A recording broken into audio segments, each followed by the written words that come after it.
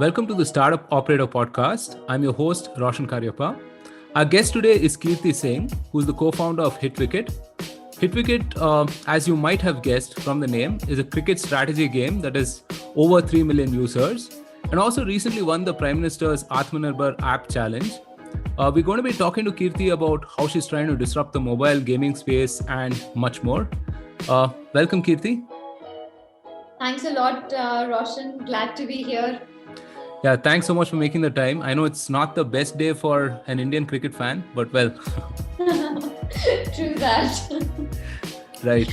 That's the beauty of the sport. I mean, they make sure that they take you through the highs and lows. Yeah, absolutely. Yeah. I think they like playing with a handicap. So I'm I'm hoping that the best cricket is ahead of us, right? So yeah. So Kirti, how did you get started with HitWicket? And also if you could take us through a little bit of your journey leading to that as well. Sure. So I've been a cricket fan, and I think most of us have grown up watching cricket. And I would always follow the sport and everything. And then it was during my MBA that I picked up mobile gaming. And if you talk about MBA, it's a bit hectic. And at ISB, we would have back-to-back classes, and that's where I started playing a couple of mobile games, and they would give me like 5-10 minutes of stress buster. So unlike PC and console gaming, you don't have to spend hours and hours on mobile gaming. It's like, Right. just on the go, on the fly entertainment. So it was my source of, zoning out. And that's how I picked up mobile gaming. And then I moved on to Amazon. While I was working, the habit continued. It ended up becoming a daily habitual loop where I would spend about 15 to 20 minutes a day uh, playing the game. And the interesting part was that even at Amazon, I could see my colleagues and even my senior managers, everybody was engaging with mobile gaming. Clash of Clans was a big rage back then. And that kind of struck me that, it's having a very wider appeal. It's not just the college going students that are engaging with the sport. It is, entertaining people through a wider spectrum. So I teamed up with my co-founder Kashyap, and we decided to launch a cricket strategy game. And the idea was that cricket is the most followed sport in India with more than 1 billion fans worldwide. And what could be engaging where we combined the mass appeal of cricket with the accessibility of mobile gaming, and that can be an opportunity of the decade. So that is how HitWicket started. Right. Fantastic. I'd love to drill down on the business a little bit, but I'm just curious. I mean, having worked for Amazon, right, which is perhaps, the greatest consumer company in the world, I think, right? What are some of the lessons you learned there that you're applying here at HitWicket? So, one though is, I think there's one very solid principle of Amazon, which I see being, followed by every great company, and that is the focus on customer. And that is where you need to be absolutely bullish. When you're trying to delight the customer, when you're trying to get somebody to break from their regular habit and hop onto your platform, you got to do whatever you need to ensure that the customer is delighted, the customer feels that okay, this is for me. And I think that's one of the strongest principles of Amazon, that customer is everything. Everything should focus from that. So that is one key takeaway, where we also felt that okay, if you're going to concentrate on the cricket market and India is going to be at the epicenter of it, we need to be sure that we are catering to the needs of the Indian mobile gamer. Now again, Indian mobile gamer is very different from your Western gamers. If you talk about the evolution of gaming, over there in the Western markets, gamers would first play PC games, console games, and then they have come to mobile. But whereas in case of India, a lot of people have had their first gaming experience through a mobile, Right. right? So it's a completely different target audience, and therefore understanding, going deeper is very much was very much the need of the hour, and not giving up, because I know that back then, even I would say like before PUBG, there was a lot of speculation about the Indian gamer, that okay, Indian gamer is not going to spend on games. Mm. And PUBG came and it generated about $100 million from Wow. Indian gamers in 1 year. That's telling you what the market is capable of. And it's not a problem of the market, it's a problem of the content. If you put out a world class content, people will spend. They will engage with it. They will even download a 1 GB game for that matter. Right. So yeah, that's what we stuck true to at HitWicket as well, that we need to maintain our focus on Indian gamers. Yeah. No, that's very apt, because I feel people generally underestimate the ability of people to pay for content and things to that effect, right? Quality content at that. Okay, so you decide that, let's combine cricket and mobile gaming. Seems like a fantastic opportunity on paper, right? But I'm sure it wasn't that easy to get started, because what was the process of zeroing in on what your game will look like, who you'll cater to, etc.? Because again, I mean, billion plus fans and so on. I'm sure that your game is not relevant to all of them. You've picked a subset of those people, right? So talk us through that process. Sure. So now, like, if see our inspiration, or what I would say, what we wanted to build towards was how to capture the essence of cricket. All right. Now, what do I mean by essence of cricket is that the beauty of cricket has always been in the conversation, in the strategy aspect of the game, right? People still debate that, okay, Dhoni should have gone up the ladder in the World Cup finals. He shouldn't have been at that position, right? He should have been the third or at the fourth position. People talk that, how many spinners should be there? What kind of lineup should be there? The pitch. I mean, there's so many conversations regarding the strategy aspect of cricket that people talk about it. And that's what makes the game truly entertaining and fun. It's not the 2 hours that you watch, but it's the conversations that keep flowing after the match is over, right? India won the series in Australia, and people are still talking about it, Right. and the same amount of excitement and rigor that keeps flowing. So it doesn't end at the game. And that is why our idea was that, we make a cricket game where the user is in complete control of a cricket team. So you are not a batsman who's hitting the shot, but you're like an owner, coach, captain of a cricket team, and you are calling all the shots on the field and off the field. So it's like, you decide who's going to be batting at what position, how many spinners do I take, uh, what kind of all-rounders do I want to include in the team. You decide all these decisions before you start the match. And then when you play the match, then also you are deciding, okay, should I go aggressive or should I be defensive?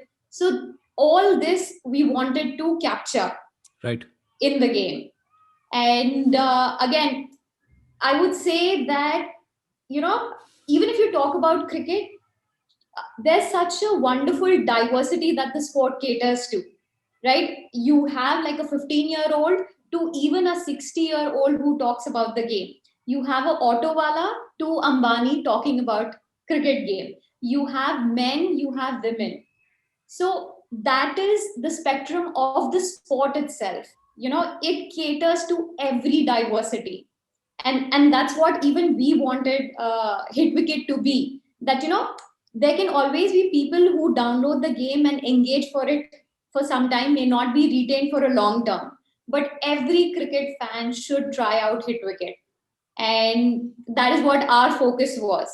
That, we have to cater to the needs of all the cricket fans that are out there. And that's the challenging part. This episode is brought to you by Mulya. You want to move fast? Sure. But without breaking things? Now that's a hard ask. The thing is, once you have some base of users and customers, you just cannot afford to risk quality. So how do the likes of Cred, Swiggy and CureFit some of India's fastest growing startups ship at lightning pace and delight their users and customers? Simple, they're working with Moolia as a strategic quality partner. Moolia is India's most talented and passionate community of testers. They've helped prevent thousands of bugs and regression issues. So, as a CTO or a product owner, if you want to reduce tech debt, especially while you scale, do check out Moolia.com. I've interviewed Moolia's founder and CEO Pradeep on the podcast earlier, and we spoke about how startups can improve quality while scaling and things to that effect. You should definitely check it out. I'll link to it in the description below. Now back to your regular programming. Right. Okay, so you've worked on the product differentiation, you've built a certain niche, which is the whole strategy aspect that you talked about, right? Now, how do you stand out in such a crowded space? What is the kind of brand building that you did? And, because especially app discovery is really terrible, right? I mean, it's a painful process. So how do you stand out in this crowded space? True. So I think that's where it's like challenging and rewarding at the same time. Challenging because yes, you know that you're competing with the absolute best. And in mobile gaming, what happens is that on day one, you're competing with Clash Royale and the best games out there. Because even somebody who is sitting in a small town, he has access to all global mobile games. But whereas it comes to consumer products, let's say if you want to eat at a restaurant, you probably cover the few places that are there physically near to you, right? It's not that you have access to the global content, but that's where in mobile gaming, the competition is fierce. But what it also does is that the algorithm identifies that, if you are a good game, if you're able to engage people, if you're retaining people, right, it'll start showing you up. That's where it's like, whatever investment you're making into the game, it is getting added up. It's not that, today you do all the marketing spend and you acquire users, and next year, if you don't acquire users, the game goes down. No, the algorithm has learned that this is a good game, it's engaging. So I think that's where the learning curve is happening. And I can see how Play Store and App Store, they are becoming more and more sophisticated in terms of the input that they are taking. They're considering the retention rates, they're considering, how long people are spending, how much time they are spending on the game, is the game getting people to spend on it? And, considering all these factors, the algorithm is trying to surface the good games, the ones that can engage. Right. So what is your customer acquisition process like right now? Yeah, so one is the organic search for sure, because again, cricket games still is one of the most highly searched term, I would say, on the Play Store. So there's a traffic that comes through organic, and then we do inorganic user acquisition. So that's where we use multiple ad platforms, be it Google, Facebook, Unity, and we try to target both the Indian audience as well as the Western audience. I mean, people from Australia, UK, US. So, it's a blend of both organic and inorganic user acquisition. Right. And again, from our data, we know that, what kind of users retain better. How is, if somebody is behaving in a certain way, what can be expected out of them? So when we are targeting also, we make sure that, it's part of our user acquisition strategy, that Right. We attract the right audience because we're spending to acquire them. Right. Yeah. So it becomes really important to retain your users also. So, what is that point of delight that you've identified, and how do you go about identifying it, right? Like in the case of Facebook, I think it was connecting with 9 of your friends or something of that sort. Is there a magic formula at HitWicket as well? And, how do you arrive at that? I wouldn't say it's a magical formula for sure, because with gaming, it's like, constantly you're playing other games, right? It's not that, if somebody is playing HitWicket, they are just playing HitWicket. Chances are that, they would be playing Clash of Clans or PUBG. Now, the user's expectation bar is also constantly rising. Right. And if you see the games out there, I mean, what Clash of Clans looked 5 years back or even 3 years back, it's so much different than what it is right now. So, you got to be, you need to keep, I would say you need to be keep experimenting and improving, because people's taste, people's expectation is also rising. And like I said, that people are expecting world class content. Nobody downloads a game and they feel that, okay, because it's an Indian game, I'm okay with bugs, I'm okay with issues, right? They'll be like, no, I've downloaded this game, I want the best. Hmm. So that, I would say that it's a continuous process. Even our game, for that matter, I can tell you how much it has evolved, what it was Yeah. 2 years back and what it is now. Yeah. So how do you think about product roadmap and things to that effect? I mean, how do you go about deciding that? Yeah, so it's like the user's journey. And what we do at HitWicket is that we say that, okay, you when once the user is onboarded, then there's a certain experience that he will feel for, let's say, the first 2-3 days, because that's the time when he's looking around, he's trying to understand what the game is, right? And that's where you want to hook that guy. So that is one part of the game, where we are ensuring that how do we communicate the game better to the user. You don't want to overwhelm the user with all the features, right? And at the same time, you don't want that the user feels that, oh, it's too simple. So it needs to be a very careful balance of what you reveal to the user and what is hidden Hmm. in the initial stages.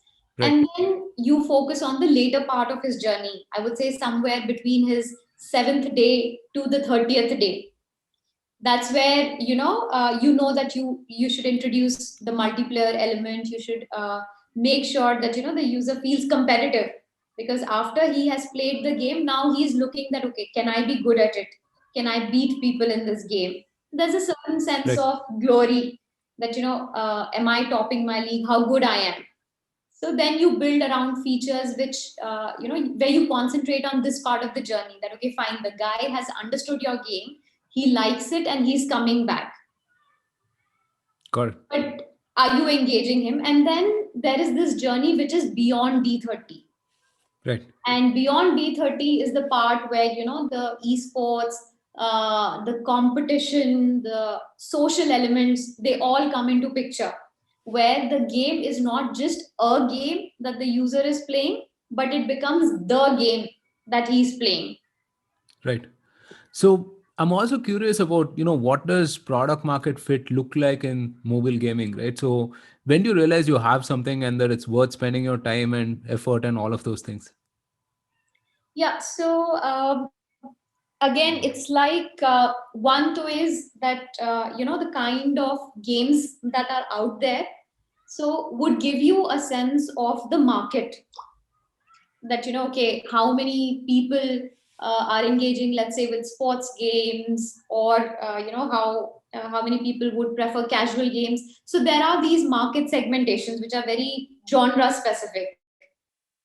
But again, it's like there's a bit of surprise. So when people, I'll quote the example of PUBG. So when people started playing PUBG, nobody thought that, okay, I want to play a shooter game, Hmm. right? That market was not defined. It was just like, okay, Indian gamers. But because of that word of mouth publicity and the way they created that offline presence, where it was said that 60% of the people who played PUBG were playing because their friends were playing. Hmm. So So it had a whole social gaming experience to yes, it. so they created that ecosystem, and I would say that they created something that didn't exist. It was Hmm. not very well defined. There was no survey that would say that, okay, in India you have 150 million gamers who would play an action game, who will play a shooter game. But people are looking for content, and they're looking for what is interesting. So all these things come into picture, and they can set the market for you. Right. So you briefly touched upon it in your answer. How do you go about building the whole social slash community aspect to the game? True. So I would say that, see, the first step is the product engaging on its own, right? I mean, you want it to be social, but the first test is that even those who are playing, are they having fun or not? Because see, you are not going to recommend a game to somebody if you yourself don't find it fun, right? Because you know that you are the one referring it. So that's where, the initial focus on the product also, and for us also, was that okay, first we wanted to get the D0 to D7 funnel right. That, okay, because that's the top of the funnel. Maximum users will fall into the D0 bracket, and then slowly you'll retain some people, and some would be lost. So that was the first focus that we had, that okay, how do we communicate the game better? How do we make sure that, this guy comes back? Right. And once you know that okay, on its own the game is able to engage people, that's where you start adding the social layers.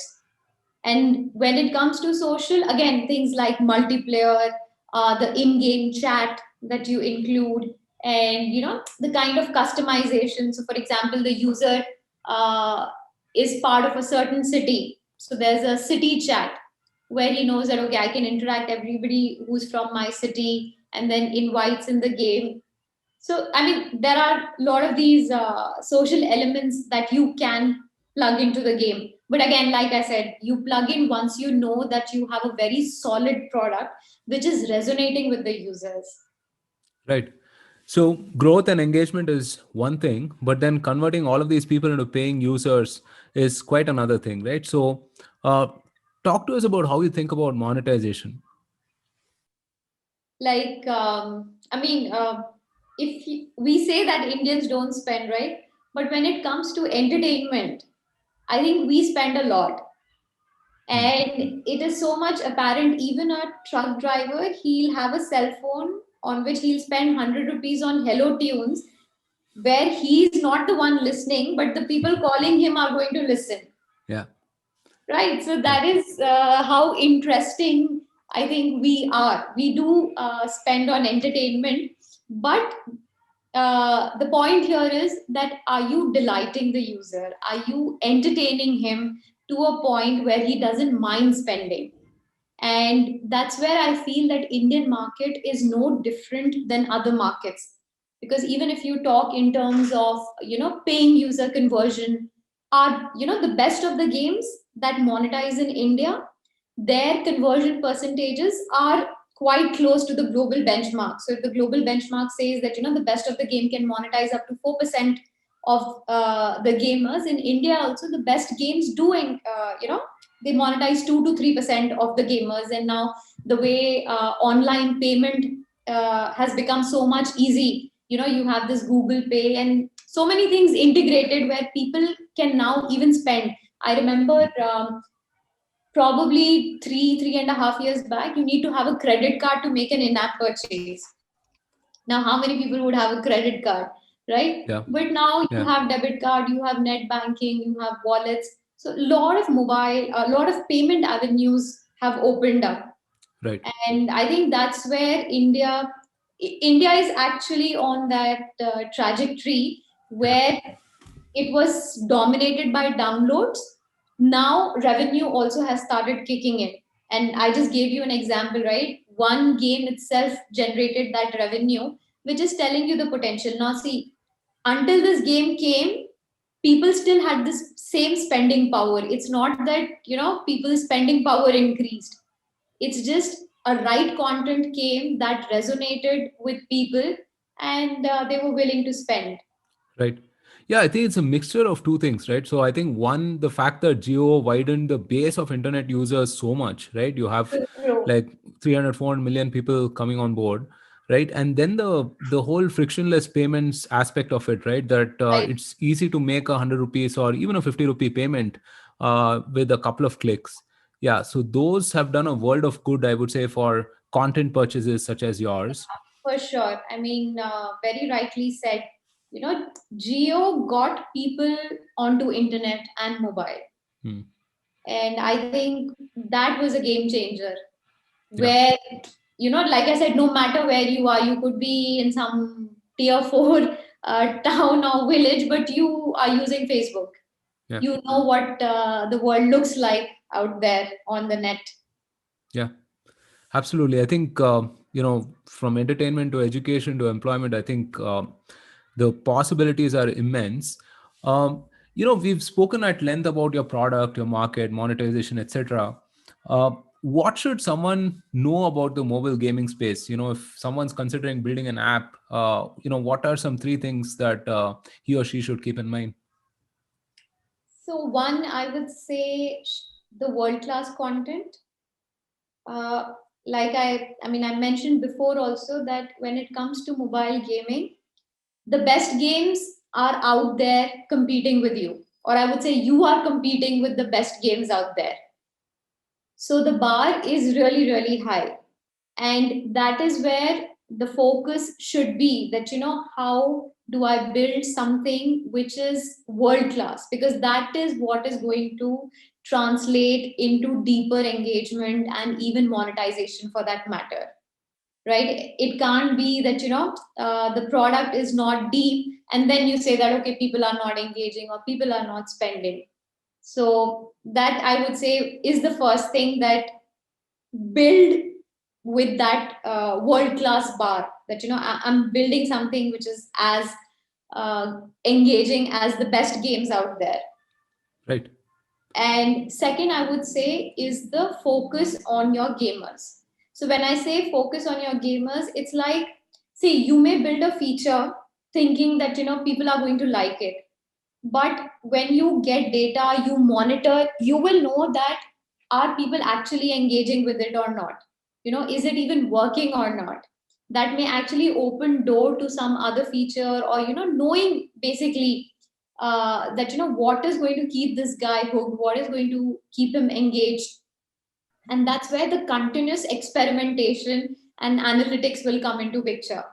Like, even with our game, I know we have seen so many, we've learned so much only because of our data, how people were behaving. We had built some feature and we saw that somebody came onto the game, he spent 2 or 3 lakhs in a span of 15 days, Wow. and then his engagement dropped. Now, then we started realizing that, okay, when we were building this feature, we did not take it into account that somebody can spend that much also. And if somebody Hmm. spends that much in that short span of time, he'll become very powerful in the game, right? Okay. And that's where the competition will reduce for him. But again, these are things that you learn through data, and then you're like, okay, fine. So you need to build content such that even if somebody is willing to consume the entire content in a short span of time, he should not get too much of lead in the game. Then his engagement Right. can possibly drop. So that, I would say, is the second biggest learning for us. And I would recommend everybody focus. I mean, look at the numbers.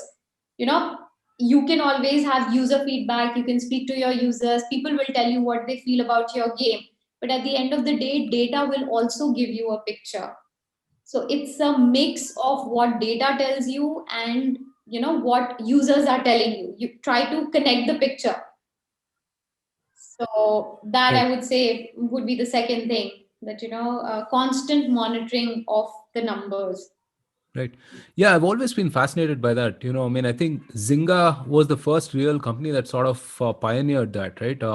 True. Crazy focus on numbers, analytics, Very data, true. and yeah, I wonder how you build that team out. I mean, how does that data flow from flow into rather product and your marketing spend, so on and so forth. How do you centralize the data and insights and everything?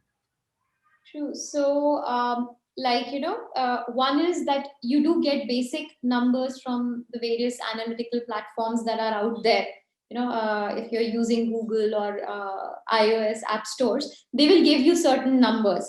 But for us, like, we had built in a lot of tools at our end, where we were capturing the data on how the user was interacting with the game, and that data being captured. Yes, then again, I think you made one very interesting, you just mentioned, it's not about just getting the data, but like, how do you include that data in your decision making? Yeah. Right. And I think that's a very it's something that you learn. And what happens in the mobile game is that just a half an hour session of a user can give you so many data points, because there's any path that he can follow. Unlike a traditional app, there are certain steps that you will follow, so you will know that which is the funnel that I need to optimize. But when it comes to gaming, every user has his own behavior. He'll engage differently, and there's so many steps that he can do. So there is a lot of data that is coming to you.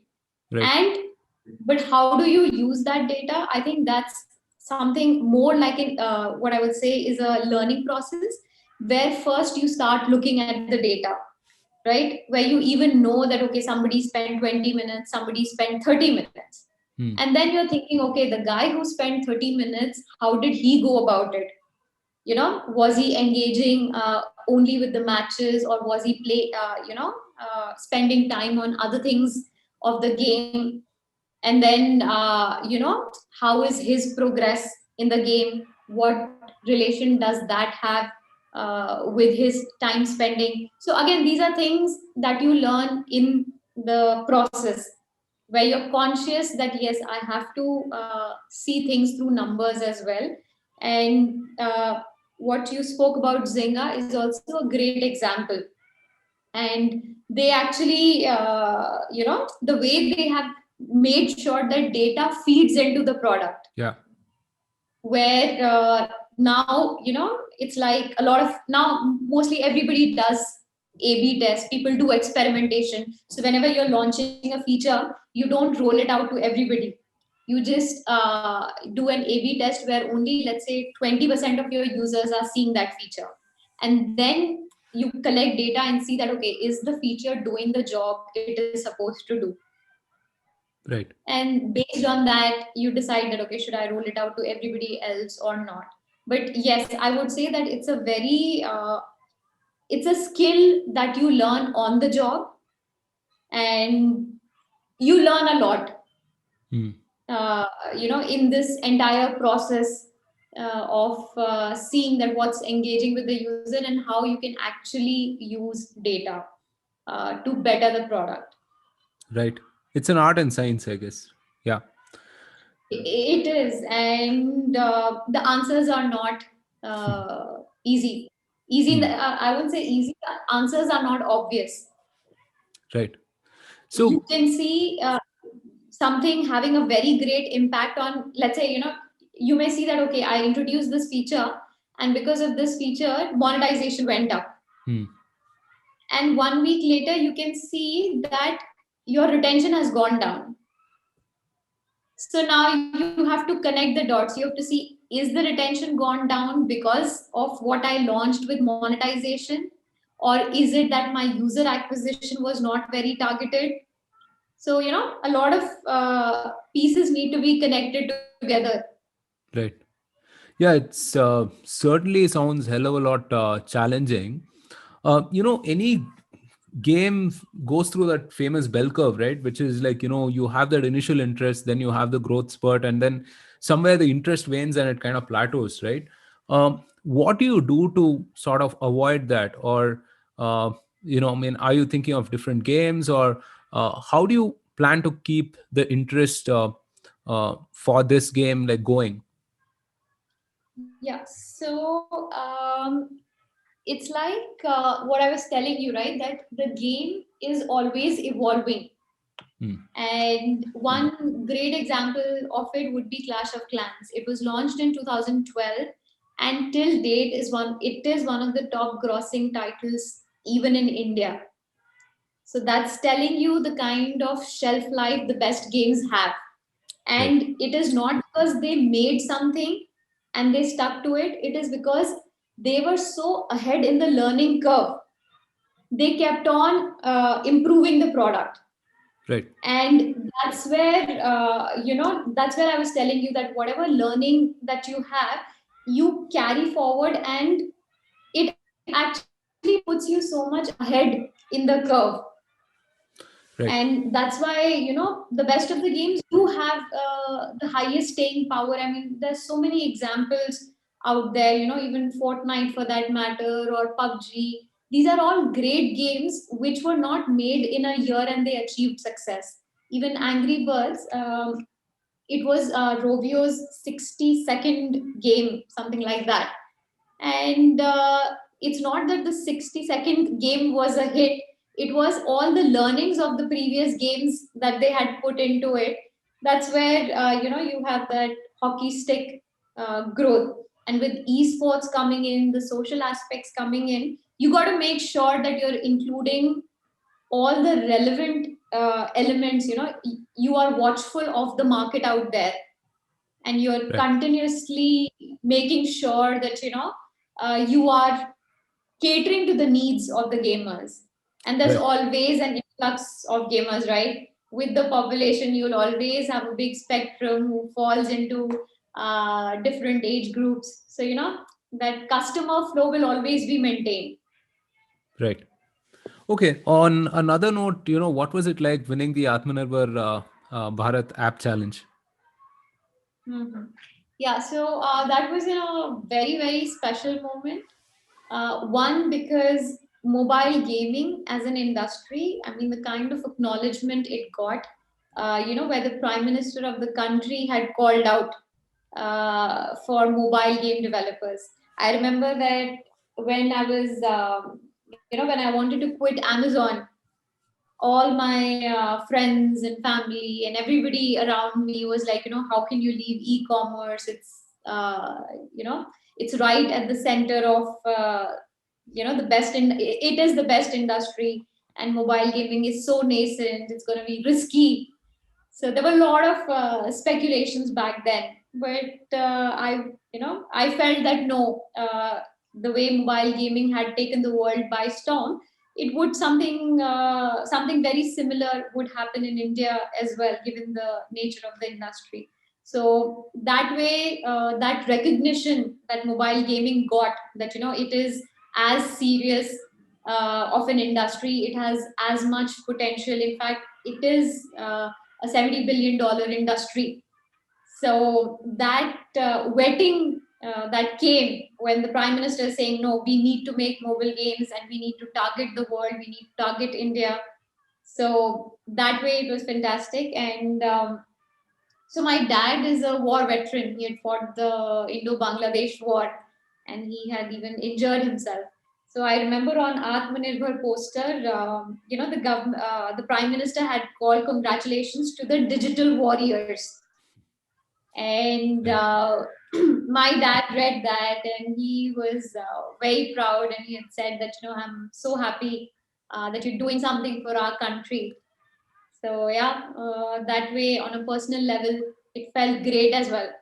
And because it happened during the COVID time, so each one of us was working from home. The entire team was spread out. But when the win was announced, everybody celebrated as if it was their personal win. It was not that, okay, fine, the game has won. The feeling that, okay, yes, I have won, because everybody has contributed for the game to be where it is. Right. So yeah. Fantastic. So, COVID affected plenty of industries adversely, but it had the opposite effect for content and gaming, right? I mean, you saw like phenomenal growth in those spaces specifically. So, you want to talk a little bit about the growth that you saw last year, and what your plans for the future are, capitalizing on that growth? Yeah. So earlier in the discussion, we were talking about Geo, right? Where we said that, how because of cheap data, people got onboarded to internet. And what everybody had seen was that there was a huge spike in the internet consumption, and the speculation was that okay, maybe when data prices increase, the engagement will drop. But Right. it turned out to be an irreversible habit. People continued engaging with the internet, and I think that's something similar that has happened with COVID, where a lot of people started playing mobile games. And once you play mobile game, it becomes kind of a habit, is what I would say, where you can engage for 10-15 minutes any time of the day. And like I said, it's not something that you need to spend an hour or two and dedicate that okay, today I'm going to do gaming. It's not like that. It's a very bite-sized and quick consumption of content. So that way I think it has brought a lot of people onto mobile gaming as a platform, where people who would not play mobile games at least started playing games. Right. So I think there's a huge market out there, and what we are looking for is the Hitwicket World Cup, where we visualize bringing esports as the center vehicle for Hitwicket. And the grand vision is that gamers from all over the world should compete for Hitwicket World Cup 2023. And we are also having an event sometime this year, where we are going to invite gamers from 15 countries and compete in the Hitwicket World Cup. So this is where we want, it should be like a virtual IPL, where you don't have to be Shah Rukh Khan or Preeti Zinta to own a cricket team. Right. You have the virtual cricket team right with you, and every decision that you take in the game will determine how you progress, and you are in complete control. So you've been a passive spectator of cricket all this while, right, where somebody else is calling the shots. And with mobile gaming, with a cricket strategy game, we want to empower the billion cricket fans, where they are calling the shots. Right. Fantastic. All right, Kirti, that is like a great note to end the podcast on. This was a fascinating conversation. Certainly plenty of nuances uncovered about mobile gaming, and so how you are executing. So thank you so much for this conversation again. It was a pleasure talking to you. Thanks a lot, Roshan. I'm really happy that you invited me. And I think we have extremely exciting days ahead. And I can tell you that we feel very confident that India can be even a bigger success story in mobile gaming than a lot of countries. So there is a lot of opportunity right out there, and we do have the best talent, right? Indians are very smart and capable people. So I think we should all trust in our capability that the best games in the world can come from India. Absolutely. There shouldn't be any doubt. Absolutely. And all the best for you and the team as well for everything that you have planned. Thank you. All right. Thanks, Roshan. Thank you. Thank you so much for listening. If you liked this episode, then don't forget to subscribe to us on your favorite platform and share this episode with all of your fellow startup operators.